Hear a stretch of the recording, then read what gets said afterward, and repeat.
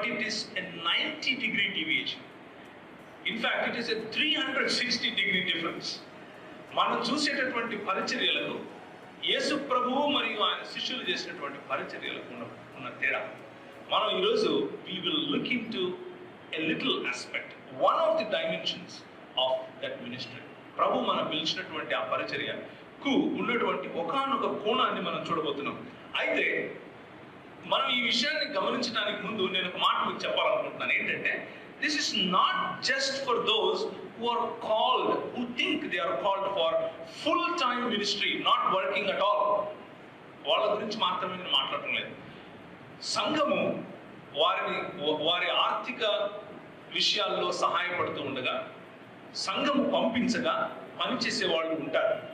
అలాంటి వాళ్ళను సంపూర్ణంగా సంఘం కోసం, సంఘ బాగోగుల కోసం పనిచేసేవారు అని పిలవచ్చు.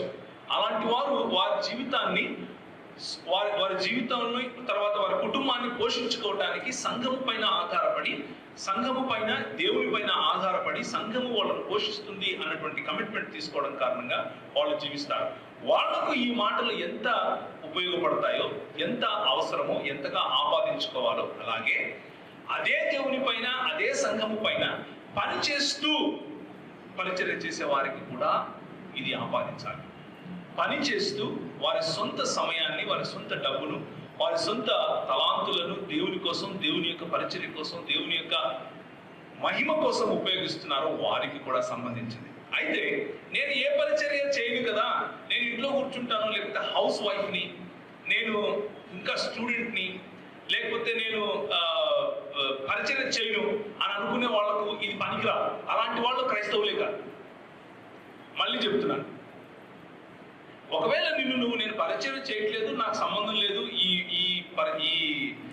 మెసేజ్తో అని అనుకుంటూ ఉంటే ఆ కోవకు చెందిన వాడు అయితే నువ్వు అసలు క్రైస్తవునివే కాదు. ఎందుకు అంటే మన పిలుపు ప్రతి ఒక్కరి పరిచర్య అనే పిలుపు.